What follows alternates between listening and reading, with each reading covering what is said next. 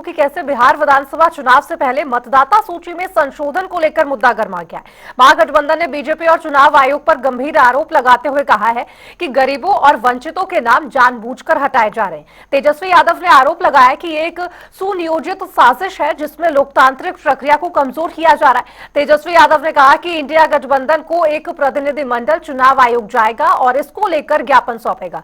तेजस्वी यादव ने मुख्यमंत्री नीतीश कुमार और साथ ही प्रधानमंत्री नरेंद्र मोदी पर भी निशाना साधा। उन्होंने कहा कि प्रधानमंत्री और सीएम नीतीश डरे हुए हैं।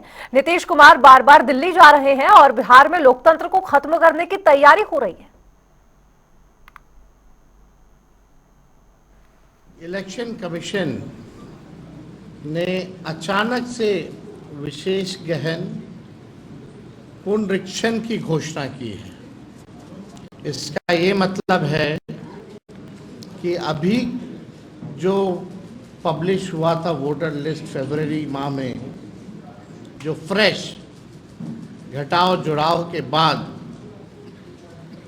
अब पूरे 8 करोड़ बिहारियों का वोटर लिस्ट जो है उसको साइड कर दिया गया है। अब नए सिरे से जो है वोटर्स बनाए जाएंगे।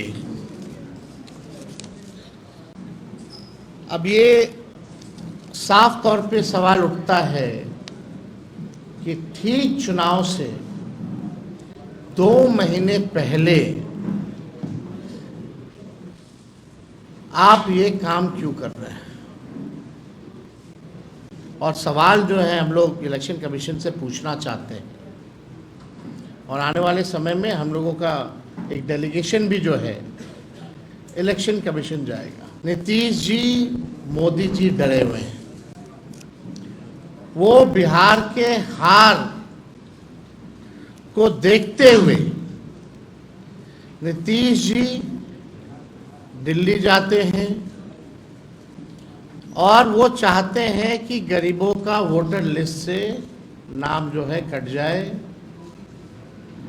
यानी लोकतंत्र में गरीबों को सबसे महत्वपूर्ण अधिकार जो अगर मिला है तो वो वोट का मिला है। और लालू जी हमेशा कहते हैं वोट का राज मतलब छोट का राज।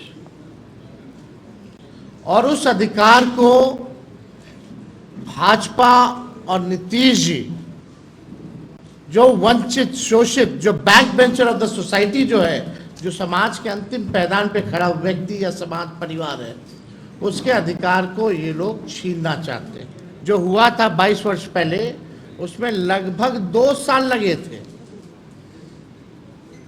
जो अंतिम हुआ था, तो अब केवल बिहार में होगा, देश के और किसी राज्य में नहीं होगा, केवल बिहार में होगा। और क्या जो पिछले बार 2 वर्ष लगे थे, तो क्या ये पॉसिबल है कि आप 25 दिन में इसको पूरा कर लें? ये सवाल खड़ा होता है और साफ इसमें साजिश की बू आती है। और इस साजिश में और कोई नहीं, नीतीश कुमार जी का बड़ा योगदान है और मोदी जी, क्योंकि ये लोग डरे हुए हैं।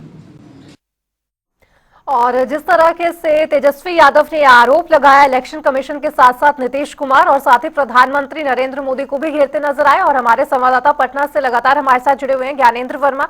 ज्ञानेंद्र, क्या कुछ बताया जा रहा है, क्योंकि तेजस्वी यादव ने सीधे सीधे यह आरोप लगा दिया है इलेक्शन कमीशन ऑफ इंडिया पर कि अब जो पुनर्निरीक्षण किया जा रहा है वोटिंग लिस्ट में, वो कहीं ना कहीं गलत है। और बिहार के मुख्यमंत्री पर दिल्ली जाने की जो बात थी वो भी कहते नजर आए, कहीं ना कहीं साजिश करार देते नजर आए हैं तेजस्वी।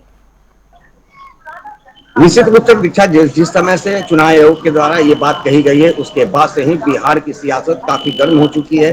लगातार विपक्ष जो है सरकार पर हमलावर है और खासकर बीजेपी पर निशाना साध रही है। क्योंकि चुनाव आयोग के द्वारा जब मतदाता सूची पुनरीक्षण की बात की गई, उसके बाद से सबसे पहले अगर बात करें तो सीपीआईएम के द्वारा इसका विरोध किया गया था और उन्होंने पत्र लिख करके इसे अविलंब रद्द करवाने की मांग की थी। जिसके बाद से लगातार आज भी बिहार में जितने भी विपक्षी पार्टी हैं, चाहे वो भाकपा माले हो, कांग्रेस हो या फिर आरजेडी हो, वो तमाम लोग एकजुट हो चुके हैं और इसको लेकर के कल एक बड़ी बैठक और एक बड़ा प्रेस कॉन्फ्रेंस जो है तेजस्वी यादव के आवास पर आयोजित किया गया था। बता दें कि इस प्रेस कॉन्फ्रेंस से पूर्व हमारी बात भाकपा माले के राष्ट्रीय महासचिव दीपांकर भट्टाचार्य से हुई थी। उनसे मैंने ये पूछा था कि आखिर ये विरोध क्यों। तो उन्होंने साफ तौर पे कहा था कि कहीं ना कहीं ये बीजेपी के दबाव में चुनाव आयोग काम कर रही है और गरीब पिछड़ों की जो मताधिकार का प्रयोग करने का जो शक्ति है उसे छीनने का प्रयास किया जा रहा है। चूंकि लगातार सरकार ये जानती है कि गरीब व पिछड़ों का जो वोट बैंक है वो हमारे साथ है और शायद यही कारण है कि बीजेपी के इशारा पर चुनाव आयोग जो है इस तरह की रणनीति अपना रही है। इतनी अल्प समय में इस तरह का स्टेप उठाना कहीं से भी ये सही नहीं है और जिसका ये लोग विरोध कर रहे हैं। और इसी को लेकर के कल तेजस्वी यादव के आवास पर एक बैठक की गई और बैठक के बाद प्रेस कॉन्फ्रेंस का आयोजन किया गया था और जिसके बाद तमाम जो इंडिया गठबंधन के लोग हैं उन्होंने सहमति जताते हुए चुनाव आयोग जाने की बात कही है। तो कहीं ना कहीं अब यह मुद्दा काफी चरम पर है और आगे भी इस मुद्दे को लेकर के एक आंदोलन होने वाली है। क्योंकि जिस तरह से दीपांकर भट्टाचार्य ने कहा है कि अभी हम भारत निर्वाचन आयोग को पत्र लिखे हैं, उसके बाद अगर उसके बाद भी संज्ञान नहीं लिया जाता है तो तमाम एनडीए के जो घटक दल हैं वो सड़कों पर उतरेंगे, आंदोलन करेंगे। लेकिन किसी भी हाल में ये मतदाता सूची पुनरीक्षण का काम हम लोग नहीं होने देंगे क्योंकि इससे ज्यादा प्रभावी हम लोग हो सकते हैं। इसीलिए ये नीति जो है बीजेपी के इशारा पर चुनाव आयोग के द्वारा करवाई जा रही है क्योंकि बीजेपी जानती है कि हमारे साथ गरीब और पिछड़ों की वोट नहीं है, हमारे पास नहीं है। इसके कारण इस तरह की नीति अपना जा रही है, लेकिन इसे हम कभी भी साबित नहीं और सही नहीं होने देंगे क्योंकि एक महीने में इतना कुछ करना संभव कदापि नहीं है। अगर इसे करवाना ही था तो इसे 2 साल पहले करवा लेते, अपने 5 साल का जो विधानसभा का चुनाव का समय होता है उस बीच करवा लिया जाता, लेकिन इतने अल्प समय में 3 महीने के बाद चुनाव होना है और चुनाव से पूर्व इतनी बड़ी घोषणा की जा रही है तो यह कहीं से सही नहीं है। कहीं ना कहीं ये बीजेपी और एनडीए के इशारे पर चुनाव आयोग काम कर रही है जिससे लाचार मजबूर होकर के हमें चुनाव आयोग का शरण में जाना पड़ेगा और हम लोग आवेदन करेंगे। अगर इसके बावजूद भी अगर चुनाव आयोग अपने आदेश से वापस नहीं हटती है तो फिर इसके लिए हम लोग सड़कों पर भी आंदोलन करेंगे। जी ज्ञानेंद्र, यानी कि कुल मिला के तेजस्वी यादव के सवाल बहुत है और अब इलेक्शन कमीशन ऑफ इंडिया को जवाब देने होंगे और साथ ही देखना होगा कि क्या कुछ जवाब में निकल के सामने आता है। बहुत बहुत शुक्रिया आपका तमाम जानकारी पर अपडेट साझा करने के लिए और दर्शकों को बताने के लिए कि क्या कुछ सवाल रहे तेजस्वी यादव के और अब देखना होगा कि कैसे इलेक्शन कमीशन ऑफ इंडिया इसके जवाब देते नजर आएगा।